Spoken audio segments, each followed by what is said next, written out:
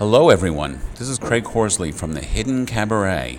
We're located at 707 8th Avenue between 44th and 45th Street. And this, in January 20th, we're having a very interesting and important show. It's called the Blue Wave 2020, the Voting Rights Show. And it's going to be benefiting the Stacey Abrams-led group, Fair Fight 2020, which will be going against voter suppression.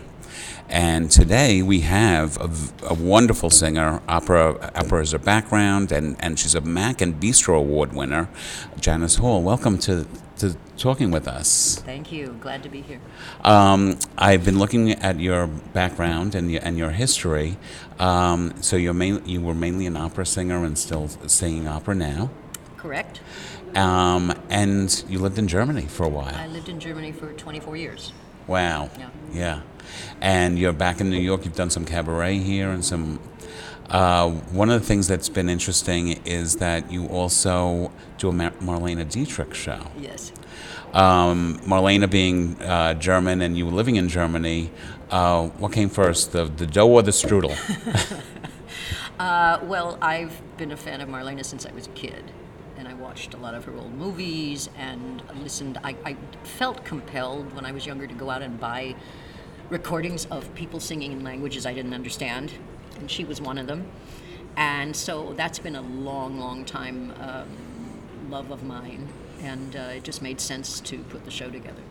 And then you went to Germany. Did you know what German when you went over there? Not really. I learned on my feet, and where I was based, there were a lot of Americans in the opera house, so it was not as painful as it might have been. Right. But it was a long process. Being in Germany doing opera, did you do all the different languages of opera, or was it? I did. My repertoire is mostly Italian and French, not so much German. But I came to that later, I think, once I really was able to appreciate the language more.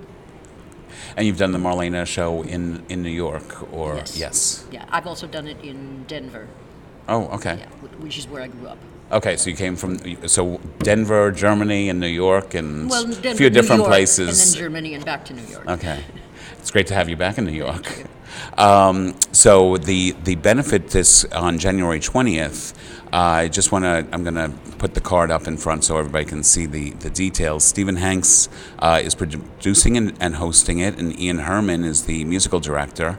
It's for a great cause, and look at this cast. There are 16 sensational singers, including, of course, Janice. And what do you think you got? Well, I know you know what you're going to sing. Tell me. I don't want to know the song, but tell me what the genre is that you're going to sing. Well, first of all, I just want to say that one of the things I love about doing these Blue Wave concerts is hearing the expanse of repertoire and song choices that people make, and they're so interesting and so. You wouldn't think of necessarily this particular song or that song, but it's just a joy to listen to. Yeah.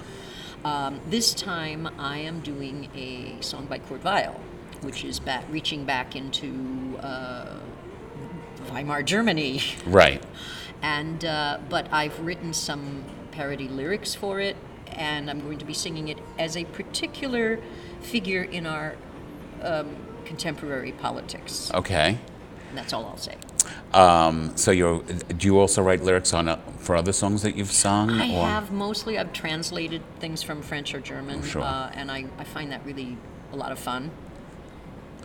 So I know you do opera. What other genres do you gravitate to? I do some musical theater, 60s pop, 70s. I pick songs from all over the place. I have some contemporary things and a lot of kind of obscure things, but just songs that speak to me. Sure, of course. And you get the whole feeling, the whole heart of it. The wonderful thing about cabaret is that I have all these songs that I've listened to all my life, and now I can actually use them, which is great. So doing winning the Bistro and the Mac Awards, there was banter, and you were talking to the audience. Did you write that yourself, or did you have? My director and I sort of co-wrote it. I like to write out my pattern just in a first draft and write it as I would be speaking it, and then we tweak it and work out things where it doesn't work or we need to say something else. So it was a collaboration. Of course, singing is your true love, but how do you like doing the writing of the verbiage between the songs? Is that a fun thing, or? It is. I've gotten more. I've done more writing in the last few years for various things, and I won't say that I'm a writer necessarily, but I've become much better at it than Right. I was. So it's fun. I can imagine it's got to be great to actually get your words out there and actually relate to an audience and get the feeling from the audience of what you actually are saying. Exactly. It's more challenging than playing a part. It's a different experience. Yeah. It's like an all-encompassing experience, and I really love that. And you're revealing yourself to the people. So that's You know, fantastic. it's like, I always say it's like doing, inviting your friends to your living room and doing a show for them. And I feel, oddly enough, for someone coming from a big stage where you don't have any relationship to the audience, to go into that intimate thing has been a joy.